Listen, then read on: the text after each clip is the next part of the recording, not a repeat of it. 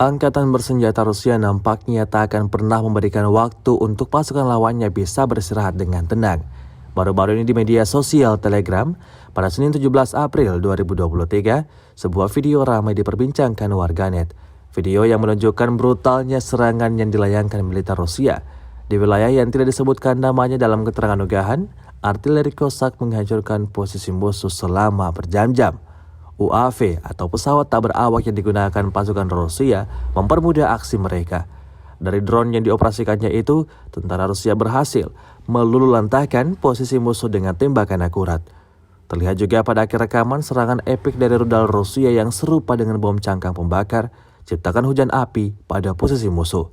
Hasilnya, posisi target hancur total hingga tak ada yang tersisa di sana.